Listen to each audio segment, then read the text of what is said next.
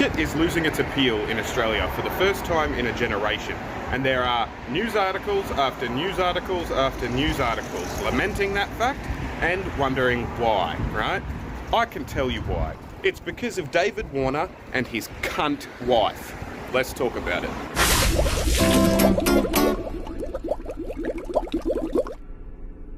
As you can see, guys, I'm just walking along now throughout Niagara Falls, so I'm going to do this video unscripted. Apologies if I say the same thing a few times, but I am very passionate about this topic, so I reckon you'll be fine without a script. From the very start of his career, David Warner was marketed as a game changer. He played for Australia in the 2020 competition before he even represented his state in the 4-day competition, right? And I suppose I should rewind a little bit and explain that for you just a sec. In cricket, at international level, there are 3 major formats. There's Test cricket, which is 5 days long, no limit to the overs. There's 1-day cricket, which is 50 overs a side, 1 innings each. And there's 2020, which is the same as 1-dayers, but 20 overs apiece, not 50 overs apiece, right? And as 2020 was first coming into the fore, so was David Warner, and his career began as international T20s began as well, right? And so he was seen as a game changer, the new type of cricketer. This guy who could represent Australia in T20 before even representing his state at Test level. He represented a new brand of cricketer, someone who cared more about scoring runs than the sanctity of his wicket, someone who wanted to score quickly and was able and willing to take risks in order to do so. And it was seen occasionally as foolhardy, you know, like too risky, but it was widely agreed that this was the type of player you needed for 2020. As a result of that timing in regards to the start of his career and the start of international 2020s, he gained a bit of a cult following globally among cricket supporters for being that 2020 guy, you know? Like, he was the guy that could fucking hit the ball and do switch hits and like slap it over his head instead of just blocking it and stuff. Like, he was that innovative, reckless player that you all hated watching but would love on your team. That was a thing, you know, and he got cult status for that as a young player. Of course, what that meant then was, if anyone was going to argue about the state of cricket in Australia, they were arguing about whether Dave Warner should be in the Australian team or not, and whether or not that style of player was the future. You know, it was a big contentious thing. He's always, from his very first match, where he literally had to wear someone else's uniform because he was called up last minute to play in the 2020, and so he had to wear some other guy's uniform who represented Australia because they hadn't had one made for him yet. From that very point, he's literally always been controversial, so I don't understand why people are surprised that he's being a dickhead. He's always been a dickhead. Now, to his credit, he went on to become one of the best players in the world throughout his career, and is currently one of the best cricketing talents on the planet. He learnt very, very quickly how to value his wicket once he had access to international coaching, international level coaching.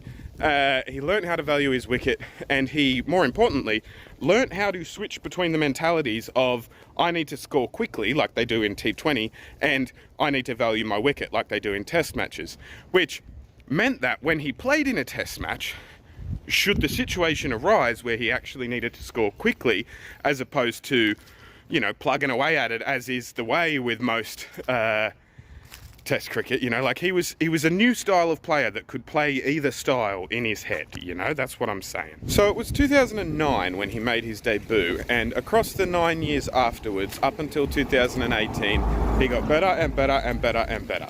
And he worked his way up to being the vice captain of the Australian team, which meant that he was, you know, 2IC, second in charge. I don't want to get hit by a car. And the guy that was in charge was a guy named Steve Smith, right? Who, putting it bluntly, is, you know, probably still the best batsman in the world at the moment in cricket, and a supremely skilled player, but a meek, mild-mannered man. And he, you know, in hindsight, he probably should not have been captain of the Australian cricket team.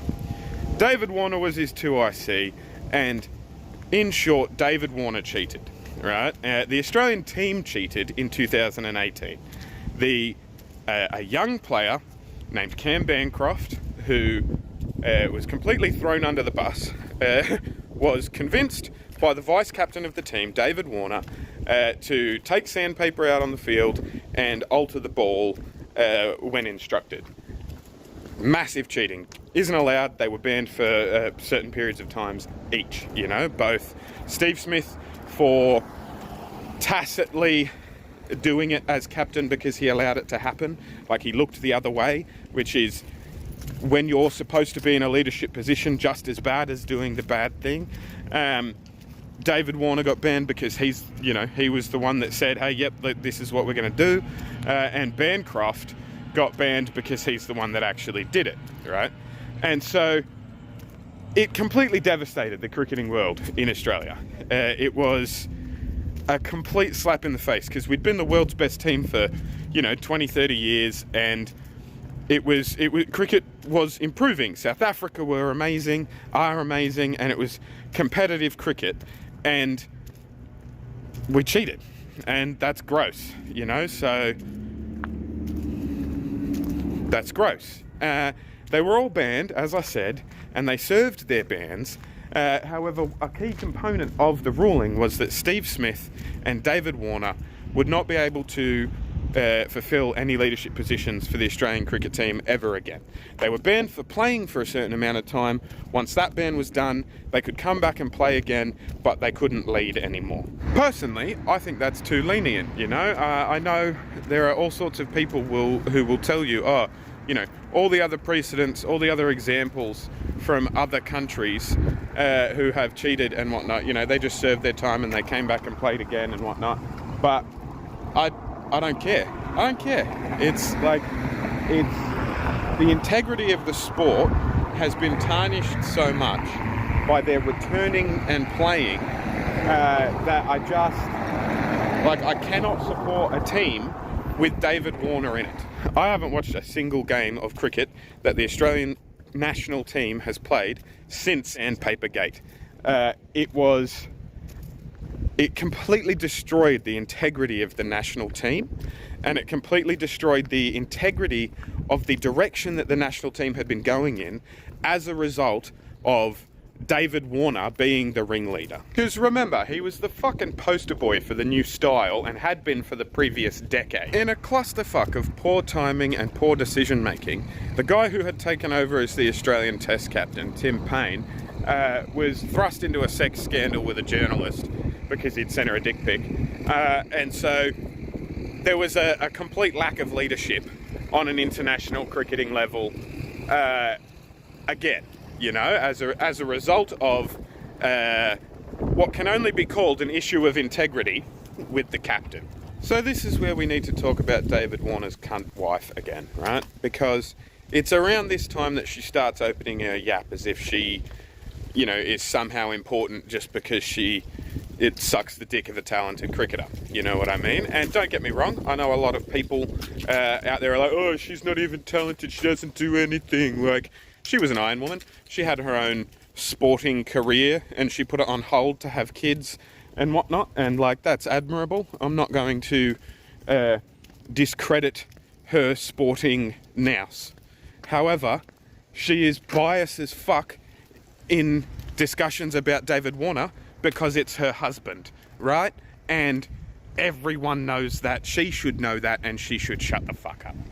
Anyway, so numerous times on Twitter and Instagram in the years after her husband was banned from leadership, and especially during the Tim Paine texting scandal and whatnot, she lamented about how apparently it was bullshit that David Warner couldn't be the captain of the team, couldn't be in a leadership position.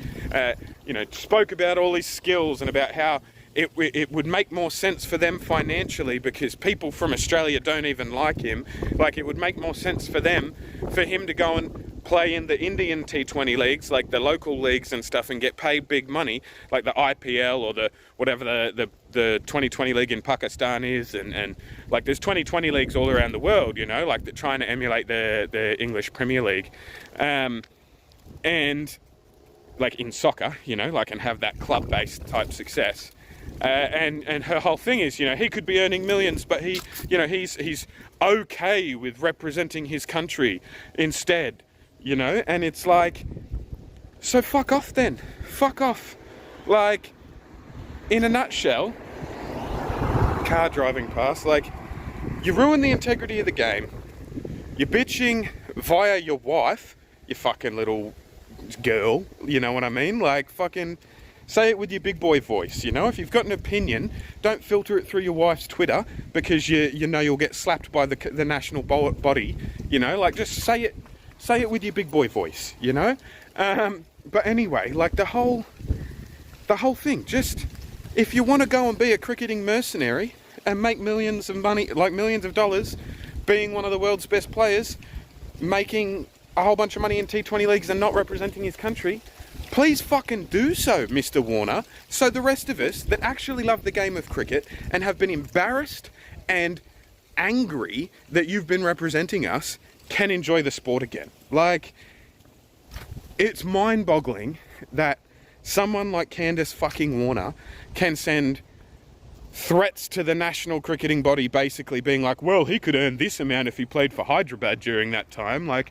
give him the captaincy or else, which is not what she was saying, but it was effectively what you could read between the lines and hear.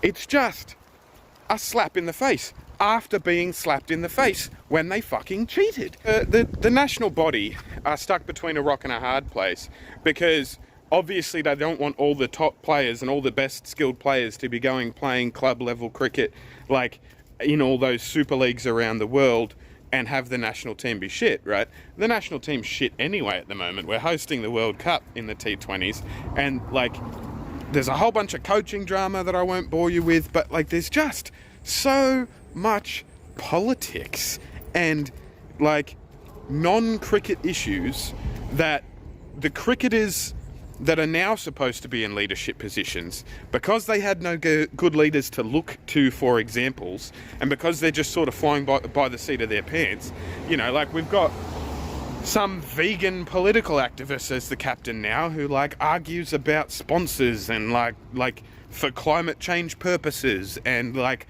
just wokeness, and it's like, that is on its own enough to detract a lot of people from watching the sport. You know what I mean? Like, people watch sport to get away from all of the other fucking nonsense in their lives, and political nonsense has been ramping up over the years, and you know what I mean? Like, people watch sport to escape that shit. They don't watch sport to be lectured about the shit that they're trying to escape from.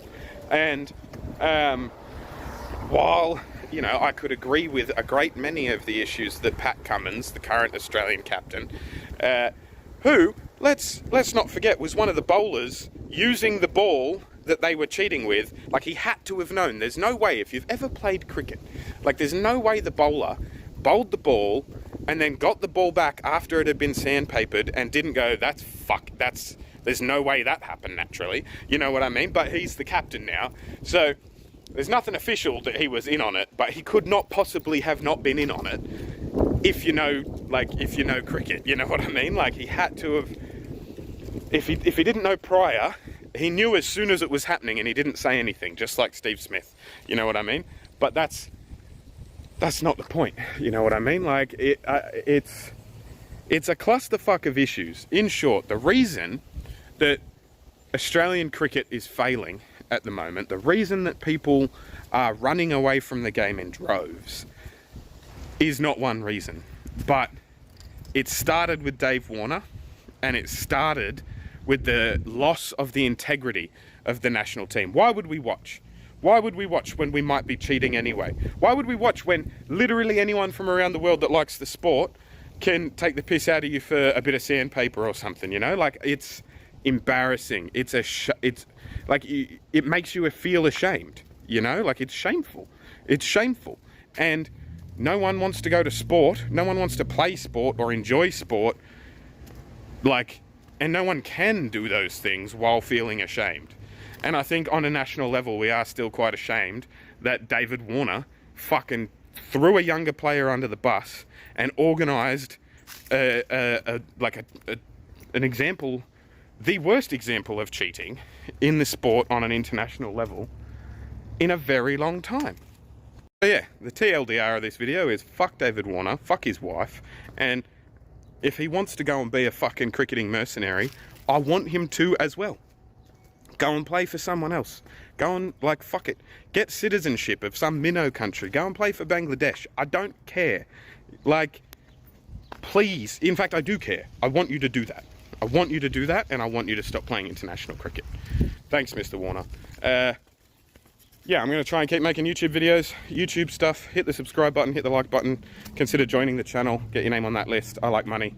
Turning some of yours into mine on a monthly basis would be ideal. But yeah, let me know what you guys think. Do you like David Warner? Do you think I'm being a bit unforgiving? Do you think I should relax a bit about it? I don't know. Tell me what you think. Let me know in the comments, as always.